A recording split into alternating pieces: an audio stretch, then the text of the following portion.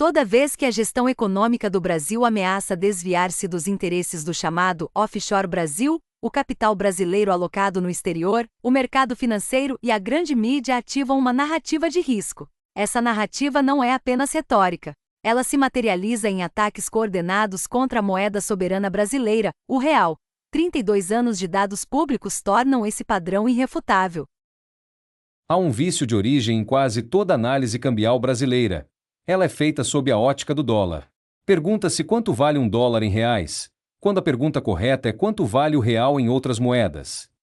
Essa inversão de perspectiva não é inocente. Ela naturaliza a desvalorização da moeda soberana e coloca o capital offshore no centro da narrativa econômica do país. Quando analisamos o real como moeda soberana, o diagnóstico muda radicalmente. O real não está fraco porque o Brasil é fraco. O real está artificialmente desvalorizado porque essa desvalorização é funcional para uma estrutura específica de poder econômico. Para compreender o mecanismo, é preciso abandonar a ideia de que a desvalorização histórica do real foi fruto de má gestão. O que os dados demonstram é uma gestão inversa, uma estratégia consciente que opera o tripé macroeconômico de forma a gerar lucro no exterior e prejuízo no mercado interno. O mecanismo funciona assim: ao permitir que o câmbio escorregue, gera-se inflação interna.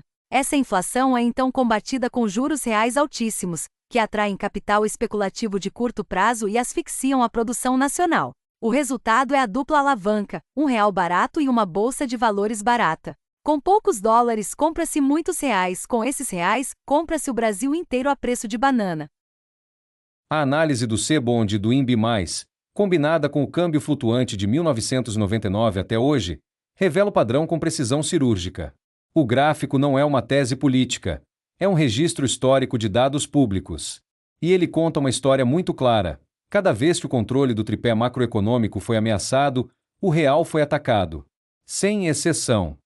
No segundo semestre de 2002, a perspectiva de vitória de um candidato historicamente associado ao movimento trabalhador disparou o alarme do capital offshore. O real despencou de R$ 2,30 para quase R$ 4 em poucos meses. O INB+ explodiu para mais de 2.400 pontos base. A mídia bombardeava o público com o risco Brasil. O que aconteceu depois?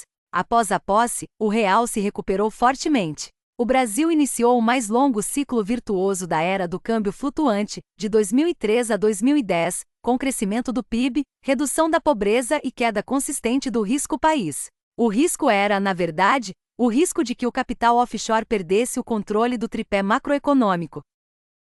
O padrão se repetiu com violência após a reeleição de 2014. O real iniciou uma trajetória de forte desvalorização, saindo de R$ 2,20 para R$ 4 em 2 anos. Esse movimento coincidiu com o início da Operação Lava Jato, em março de 2014, e culminou no processo de impeachment em 2016. A narrativa oficial culpava exclusivamente a governança fiscal. Mas o gráfico mostra que o ataque offshore foi intenso, contínuo e precedeu qualquer deterioração fiscal relevante. Mais revelador ainda, a destituição da presidente não estancou imediatamente a sangria do real. O câmbio continuou subindo após o impeachment, evidenciando que o objetivo não era salvar a economia, mas reposicionar o controle do tripé macroeconômico. O roteiro foi ensaiado novamente em 2022. Durante o período de transição de governo, o câmbio foi forçado de R$ 5,00 para R$ 5,40 sob a narrativa de risco fiscal. Após a posse, o real iniciou uma trajetória de recuperação. O pico da bolha cambial foi registrado em dezembro de 2024, com o câmbio tocando R$ 6,19, o maior nível histórico. A partir de então, com fundamentos sólidos e um novo ciclo de investimentos diretos ligados aos BRICS, o real iniciou sua correção estrutural, que está em curso até hoje.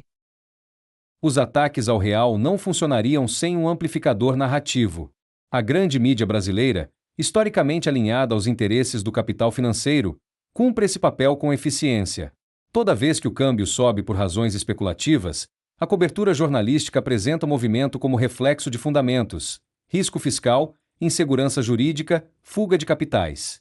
O que raramente é discutido: a ausência de gestão de banda cambial pelo Banco Central.